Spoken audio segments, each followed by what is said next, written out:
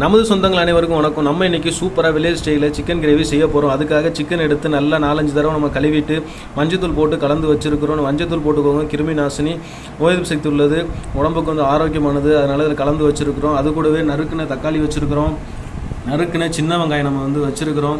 இதில் வந்து நறுக்குன ஒரு தக்காளி போட்டுக்கோங்க, நிறையா தக்காளி போடாதீங்க, புளிக்கும். நம்ம வந்து எத்தனை கிலோ எடுக்கிறோமோ அதுக்கேற்ற மாதிரி ஒரு தக்காளி நம்ம வந்து நறுக்கி வச்சுருக்கிறோம்.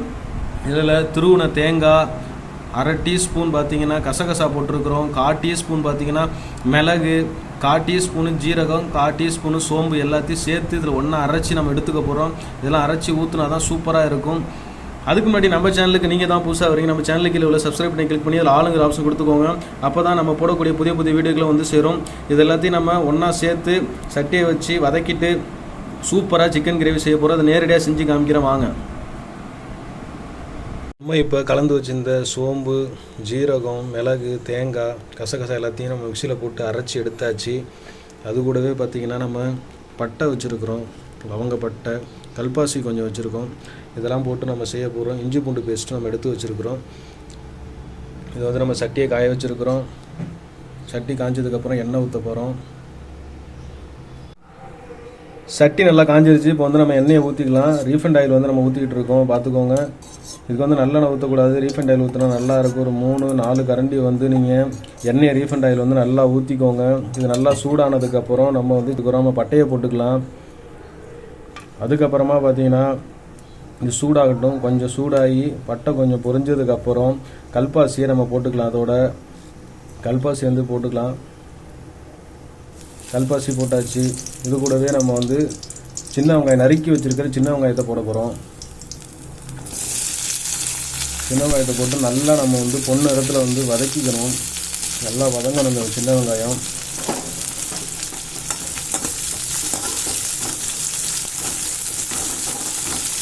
கொஞ்ச நேரம் வதங்கட்டும்.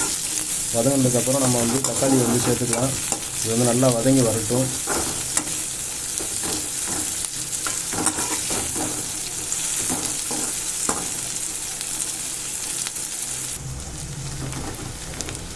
வெங்காயம் வந்து நல்லா வதங்கி வந்துருச்சு. இன்னும் கொஞ்சம் நேரம் வதங்கினதுக்கப்புறம் இஞ்சி பூண்டு பேஸ்ட்டு நம்ம போட போகிறோம். வெங்காயம் வதங்கினதுக்கப்புறம் இஞ்சி பூண்டு பேஸ்ட் வந்து நம்ம சேர்த்துக்கலாம். 1 டீஸ்பூன் அளவுக்கு இஞ்சி பூண்டு வந்து இதில் போட்டுக்கோங்க. இஞ்சி பூண்டு போட்டதுக்கப்புறம் நல்லா வந்து கிண்டி விட்டுக்கோங்க. நல்லா வதங்கணும், இல்லைன்னா வந்து சட்டியில் வந்து பிடிச்சிரும். அதனால் நல்லா வதக்கி விட்டுக்கோங்க. இன்னும் நல்லா வதங்கட்டும். இஞ்சி பூண்டு பேஸ்ட்டு அந்த பச்சை வாடை போகிற அளவுக்கு நல்லா வந்து வதக்கிக்கோங்க. அப்படியே விட்டுட்டிங்கன்னா அடி பிடிச்சிரும். இஞ்சி பூண்டு போட்டதுலேருந்து நல்லா கிண்டி விட்டுக்கிட்டே இருங்க. அது பச்சை வாசம் போது நல்லா வெங்காயத்தோடு கலக்கிற அளவுக்கு கிண்டி விட்டுக்கிட்டே இருங்க. இப்போ வந்து இதோட நறுக்கி வச்சுருக்கிற தக்காளியை வந்து நம்ம சேர்க்க போகிறோம். இது நல்லா வதங்கட்டும். இஞ்சி பூண்டு பேஸ்ட்டு வந்து நல்லா வதங்கிருச்சு. இப்போ வந்து இதை போட போகிறோம். தக்காளி நறுக்கி வச்சுருக்க தக்காளியை போட்டுக்கலாம். நறுக்கி வச்சுருக்க தக்காளியை போட்டுட்டு நல்லா வதக்கி விட்டுக்குவோங்க. தக்காளி வந்து நல்லா வதங்கணும். இது கூட நீங்கள் உப்பு கூட சேர்த்துக்கலாம். உப்பு சேர்த்திங்கன்னா சீக்கிரமாக வந்து தக்காளி வந்து வதங்கிடும். இது நல்லா வதக்கி விட்டுக்கலாம். இஞ்சி பூண்டு பேஸ்ட்டோட வெங்காயம் போட்டு நல்லா நம்ம வதக்கியிருக்கோம். அதோட தக்காளி போட்டிருக்கோம். அதோட சேர்த்து உப்பும் போட்டிருக்கோம். கல்லுப்பு போட்டு நல்லா வதக்கிக்கலாம். இந்த தக்காளி வதங்கி வரட்டும். நல்லா தக்காளியோட நீங்கள் உப்பு போட்டிங்கன்னா சீக்கிரமாக தக்காளி வந்து கரைஞ்சி வதங்கிடும். அதனால தான் நம்ம வந்து உப்பு சேர்த்துக்கணும். எப்போவுமே தக்காளி போட்டு வதக்கிறப்ப சீக்கிரமாக தக்காளி வந்து வதங்கிடும். இது நல்லா வதங்கட்டும். இதில் பாருங்கள் எல்லாமே நல்லா வதங்கி வந்துருச்சு. கல்லுப்பு போட்டு நம்ம தக்காளியை வதக்கணும். இதில் இஞ்சி பூண்டு பேஸ்ட்டு எல்லாமே நல்லா வதங்கி வந்துருச்சு. இப்போ வந்து சிக்கனை வந்து இதில் போட போகிறோம். நம்ம அலசி வச்சுருக்க சிக்கன் இதில் போட்டுக்கலாம். சிக்கனை வந்து நல்லா போட்டுக்கோங்க. நல்லா போட்டு இதில் கிண்டி விட்டுக்கோங்க. நல்லா வெங்காயம், தக்காளி, இஞ்சி பூண்டு பேஸ்ட்டு எல்லாம் வந்து சிக்கனோட நல்லா கலக்கிற அளவுக்கு நல்லா வந்து கிண்டி விட்டுக்கோங்க. நம்ம கிண்டிக்கலாம், நல்லா கிண்டிக்கலாம். அதை இந்த மாதிரி கிண்டி விட்டுக்கோங்க. கிண்டும் போதே பார்த்தா நல்ல வாசமாக இருக்கும். உங்களுக்கு நல்ல வாசமாக இருக்குது. நல்லா கிண்டி விட்டுக்கோங்க.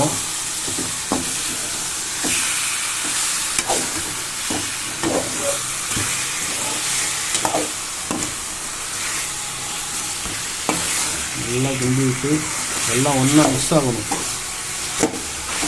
அப்போ தான் உள்ள ஃப்ளேவர்லாம் வந்து சிக்கனில் ஏறும். சாப்பிட்றப்ப சூப்பராக டேஸ்ட்டாக வாசமாக இருக்கும். இந்த மாதிரி கிண்டி விட்டுக்கோங்க. இப்போ வந்து பார்த்திங்கன்னா எல்லாமே நம்ம மிக்ஸ் பண்ணியாச்சு, நல்லா கறியை கிண்டி விட்டாச்சு, எல்லாமே கலந்துருச்சு. இப்போ நம்ம அரைச்சி வச்சுருக்கிற தேங்காய், சோம்பு, ஜீரகம், மிளகு எல்லாத்தையும் நம்ம அரைச்சி வச்சுருக்கோம். அதை நம்ம இப்போ ஊற்றி இதில் கிண்ட போகிறோம். இதை ஊற்றிக்கலாம்.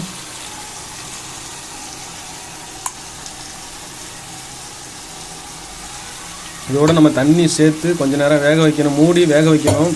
இது வந்து மூடி வேக வச்சாதான் இதில் உள்ள மசாலாலாம் வந்து நல்லா இறங்கும். அப்போ நல்லா வாசமாக இருக்கும். சாப்பிட்றப்பையும் நம்ம சாப்பிட்றதுக்கு நல்லா டேஸ்ட்டாக இருக்குது. இது தனியாக நம்ம வந்து வேக வச்சுக்கணும். நல்லா கிண்டி விட்டுட்டு கொஞ்சம் தண்ணி சேர்த்து இதை நல்லா வேக வைக்கணும். வேக வச்சதுக்கு அப்புறம் தான் நம்ம மசாலா வந்து சேர்க்கணும். இது பாருங்கள், நல்லா கிண்டி விட்டுக்கோங்க. இதே மாதிரி கொஞ்சம் தண்ணி சேர்த்துக்கோங்க.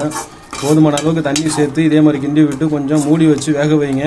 வேக வச்சதுக்கு அப்புறமா நம்ம வந்து மசாலா, மிளகாத்தூள் எல்லாமே சேர்த்து நம்ம வந்து கிரேவியை வந்து ரெடி பண்ணலாம். இதுக்கு வந்து கொஞ்சம் நேரம் வெந்துக்கட்டும். சிக்கன் நல்லா கொதிஞ்சிருச்சுங்க பாருங்கள். நம்ம மிளகு, ஜீரகம், சோம்பு, தேங்காய், கசகசாலாம் போட்டு அரைச்சி ஊற்றிருந்தோம். நல்லா தனியாக வெந்து வந்துருச்சு. இப்போ மிளகாத்தூள் போட்டு நம்ம சேர்க்க போகிறோம். 1 டீஸ்பூன் மிளகாத்தூள் போட்டுக்கோங்க. அதோடு கூட மல்லித்தூள் நம்ம சேர்க்க போகிறோம். அரைச்சி வச்சுருக்கிற தனி மல்லித்தூள், மிளகாத்தூள் ஒரு ஸ்பூன் நம்ம சேர்த்துக்கிட்டோம். இதை நல்லா நம்ம கிண்டி விட்டு வேக வைக்கணும். மசாலா வந்து நல்லா வந்து கிண்டணுங்க பாருங்கள். இது நல்லா வெந்திருக்கு. இதோட சேர்த்து நம்ம மசாலா வந்து தனியாக சேர்த்து கிண்டுறோம். இப்போ நல்லா கிண்டி விட்டுக்கோங்க. அப்போ தான் நல்லா வாசமாக இருக்கும்.